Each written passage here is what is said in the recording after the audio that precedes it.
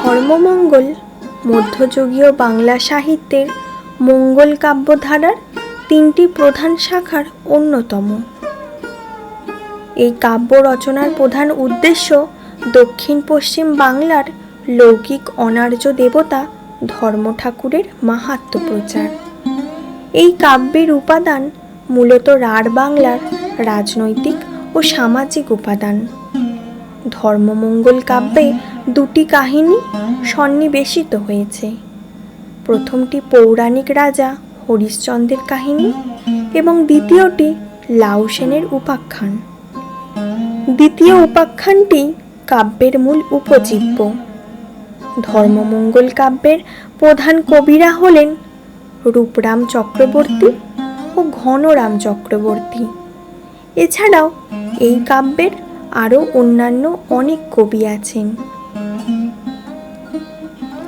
রাঢ় অঞ্চলের সমাজ ও রাজনীতি এই কাব্যের মূল উপজীব্য হওয়ায় কোনো কোনো সমালোচক এই কাব্যকে রাঢ়ের জাতীয় মহাকাব্য বলে উল্লেখ করেন, তবে এই মত বিতর্কিত। নমস্কার, আমি কোয়েল। দেবকাহিনীর ভান্ডার চ্যানেলে আপনাদের সকলকে স্বাগত। আজ আমি আপনাদের শোনাব ধর্মমঙ্গল কাহিনী। আপনাদের আমি প্রথম শোনাব হরিশ্চন্দ্রের কাহিনী এবং তারপর শোনাব লাউ সেনের কাহিনী। চলুন হরিশ্চন্দ্রের কাহিনী দিয়ে শুরু করি। রাজা হরিশ্চন্দ্র ও রানী মদনার সন্তানাদি ছিল না বলে নানা প্রকার লাঞ্ছনা সহ্য করতে হতো।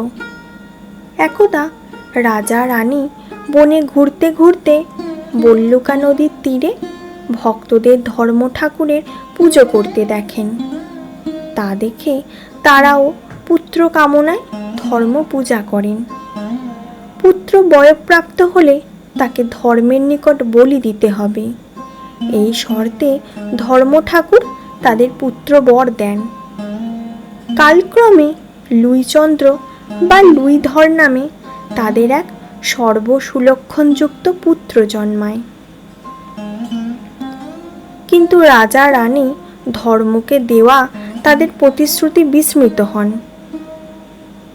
যথাকালে ধর্ম ঠাকুর এক ব্রাহ্মণের ছদ্মবেশে উপস্থিত হয়ে রাজা ও রানীর কাছে এসে বলেন যে তিনি তার উপবাস ভঙ্গের পর লুইচন্দ্রের মাংস ভক্ষণ করতে চান। রাজা ও রানীর কাতর অনুনয়ে তিনি কর্ণপাত করেন না, বরং তাদেরও সঙ্গে বসে পুত্র মাংস ভক্ষণ করার আদেশ দেন। অজ্ঞতা রাজা ও রানী লুইচন্দ্রকে খড়গাঘাতে হত্যা করে তার মাংস রন্ধন করেন। কিন্তু তারা ব্রাহ্মণবেশী ধর্মের আদেশ অনুসারে পুত্র মাংস ভক্ষণ করার পূর্বেই ধর্ম ঠাকুর স্ববেশ ধারণ করে তাদের হাত ধরে ফেলেন। জানা যায় লুইচন্দ্রকে আদেও কাটা হয়নি। ধর্ম ঠাকুরের মায়ায় হরিশ্চন্দ্র মায়া লুইকে হত্যা করেছেন মাত্র। আসলে লুইকে নিজের কোলে লুকিয়ে রেখে ধর্ম ঠাকুর রাজা ও রানীকে পরীক্ষা করছিলেন। পুত্রকে অক্ষত অবস্থায় ফিরে পেয়ে রাজা ও রানী মহা খুশি হলেন এবং মহা সমারোহে ধর্মপূজার আয়োজন করলেন। এই কাহিনীটি অতি প্রাচীন।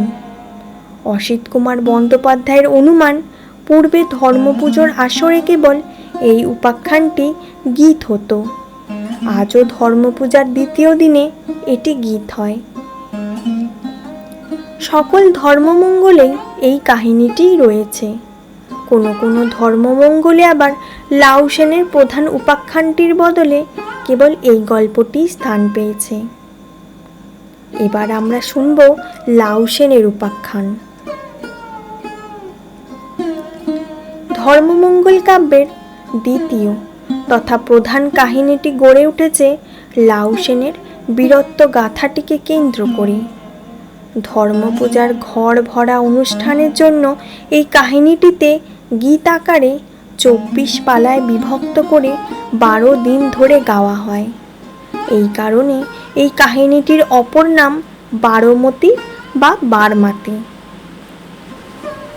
অসিত কুমার বন্দ্যোপাধ্যায়ের মতে দেবকৃপাশ্রিত লাউ সেন এই কাব্যের নায়ক এবং তাহার বীরত্বের অদ্ভুততর সের গল্পই ধর্মমঙ্গল কাব্যের প্রধান আকর্ষণ। চলুন লাউ সেনের উপাখ্যানটি শুরু করি। ধর্ম ঠাকুর মর্তে পূজা প্রচারের জন্য উৎসুক ছিলেন। এমন সময় স্বর্গের নর্তকী জাম্ববতী শাপগ্রস্ত হয়ে বমতী নগরে বেনুরায়ের কন্যারূপে জন্মগ্রহণ করেন। তার নাম হয় রঞ্জাবতী। রঞ্জাবতীর দিদি ছিলেন গৌড়েশ্বরের রাজমহিষী এবং তার দাদা মহামত ছিলেন গৌড়েশ্বরের মন্ত্রী। গৌড়েশ্বরের বিদ্রোহী সামন্ত তথা চণ্ডীর বরপুত্র ইছাই ঘোষের সঙ্গে যুদ্ধ করতে গিয়ে গৌড়েশ্বরের অপর সামন্ত তথা ঢেকুরগড়ের অধিপতি কর্ণসেনের 6 পুত্র ও পুত্রবধূগণ যুদ্ধে নিহত হন। কর্ণসেন নিজেও পরাজিত হন। কর্ণসেনকে সান্ত্বনা স্বরূপ গৌড়েশ্বর নিজ শ্যালিকা রঞ্জাবতীর সঙ্গে তার বিবাহ দেন। বিবাহের পর রঞ্জাবতীকে নিয়ে কর্ণসেন ময়নাগড়ে নতুন সামন্তের পদে অধিষ্ঠিত হন। এদিকে বৃদ্ধ কর্ণসেনের সঙ্গে বোনের বিবাহ হওয়ায় ক্ষুব্ধ হন মহামদ। গৌড়েশ্বরের কাজের প্রতিবাদ করতে না পেরে কর্ণসেনের সঙ্গেই শত্রুতা করেন তিনি। কর্ণসেনকে বারবার পুত্রহীন বলে গালি দিতে থাকেন মহামদ। এতে বিচলিত হয়ে রঞ্জাবতী পুত্র কামনায় কঠোর কিচ্ছু সাধন সহ ধর্ম ঠাকুরের পূজা করতে থাকেন। যথাকালে ধর্ম ঠাকুরের কৃপায় এক স্বর্গভ্রষ্ট দেবতা রঞ্জাবতীর গর্ভে জন্ম নেন। তার নাম রাখা হয় লাউ সেন। এতে ক্রোধে উন্মত্ত হয়ে মহামদ ইন্দামেটে নামে এক অনুচরকে পাঠিয়ে লাউ সেনকে অপহরণ করলেন। ধর্ম ঠাকুর কর্পূর বিন্দু থেকে আরেকটি ছেলে সৃষ্টি করে রঞ্জাবতীকে দিলেন। তার নাম হলো কর্পূর ধবল। এদিকে ধর্ম ঠাকুরের আজ্ঞায় হনুমান লাউ সেনকে উদ্ধার করে রঞ্জাবতীর কোলে ফিরিয়ে দিলেন। এইভাবে রঞ্জাবতী হলেন 2 পুত্রের জননী। ক্রমে লাউ সেন বড় হয়ে উঠল। লেখাপড়া ও অস্ত্রবিদ্যায় অর্জন করল বিশেষ ব্যুৎপত্তি। এদিকে মল্লযুদ্ধেও হয়ে উঠল এক অপ্রতিরথ যোদ্ধা।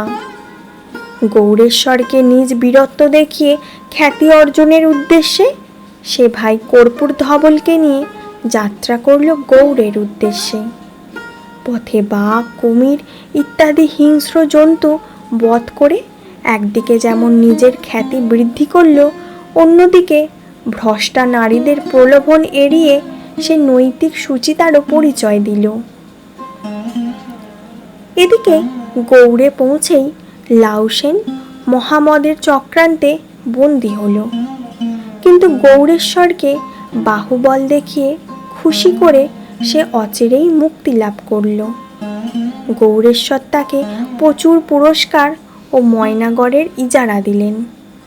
ফেরার পথে কালুডোম ও তার বউ লক্ষার সঙ্গে লাউ সেনের সখ্যতা হলো। লাউ সেন এদেরও ময়নাগড়ে নিয়ে এলো। কালুকে করল সেনাপতি।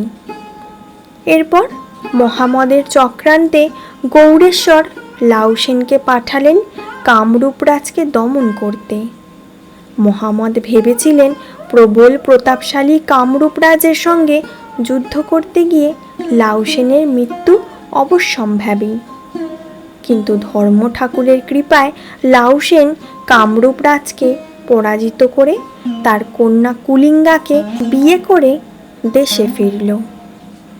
এতে মহামদ ঈর্ষায় দগ্ধ হতে লাগলেন। তার চক্রান্তে আবার গৌড়েশ্বর লাউসেনকে শিমুল রাজ্য আক্রমণ করতে পাঠালেন। লাউসেনও লোহার গন্ডার কেটে শিমুল রাজকন্যা কানাড়াকে বিবাহ করে নিয়ে এলো। এতে মহামদের ক্রোধ বেড়ে গেল। তারই চক্রান্তে অজয় নদের তীরে ইছাই ঘোষের সঙ্গে লাউসেনের প্রবল যুদ্ধ হলো। যুদ্ধে ইছাই পরাজিত ও নিহত হলো। এরপর মহামদ লাউসেনকে অন্যভাবে বিপাকে ফেলার চেষ্টা করলেন। তিনি কৌশলে গৌড়েশ্বরকে দিয়ে আদেশ করালেন যে লাউসেন যদি ধর্ম ঠাকুরের বরপুত্র হয় তবে তাকে পশ্চিমে সূর্য উদয় ঘটিয়ে দেখাতে হবে, নচেত তাকে মৃত্যুদণ্ড দেয়া হবে। হাকন্দ নামক স্থানে ধর্মের কঠোর তপস্যা করে লাউসেন এই অসাধ্যটিও সাধন করল। লাউসেন যখন হাকন্দে তপস্যা করছিল তখন সেই সুযোগে মহামদ ময়নাগড় আক্রমণ করেন। যুদ্ধে সপত্নী কালুরায় মারা যায়। লাউসেনের প্রথমা স্ত্রী কলিঙ্গা বীর বিক্রমে যুদ্ধ করে প্রাণ ত্যাগ করে। শেষে বীরাঙ্গনা কানাড়ার হাতে পরাজিত হয়ে মহামদ পালিয়ে যেতে বাধ্য হন। দেশে ফিরে ধর্ম ঠাকুরের স্তব করে সকলকে বাঁচিয়ে তোলে লাউসেন। মর্তে ধর্ম ঠাকুরের পূজা প্রচারিত হয়। মহামদ তার কৃত পাপের জন্য কুষ্ঠ ব্যাধিগ্রস্ত হয়, কিন্তু দয়া পরবশ হয়ে লাউসেন ধর্ম ঠাকুরের নিকট প্রার্থনা করে তাকে রোগ থেকে মুক্তি দেয়। এরপর পরম গৌরবে কিছুকাল রাজত্ব করে পুত্র চিত্রসেনের হাতে রাজ্যভার তুলে দিয়ে স্বর্গে আরোহণ করে লাউসেন। আপনারা এতক্ষণ শুনছিলেন ধর্মমঙ্গল কাব্যের হরিশ্চন্দ্র কাহিনী ও লাউসেনের কাহিনী। কাহিনীগুলো আপনাদের কেমন লাগলো তা কমেন্ট করে জানাতে ভুলবেন না। কমেন্ট বক্সে সবাই ধর্ম ঠাকুরের নাম লিখে যাবেন। জয় বাবা ধর্ম ঠাকুর, সবাইকে কৃপা করুন। আমার চ্যানেলটি যদি আপনাদের ভালো লেগে থাকে তাহলে চ্যানেলটিকে সাবস্ক্রাইব করে যাবেন। ধন্যবাদ।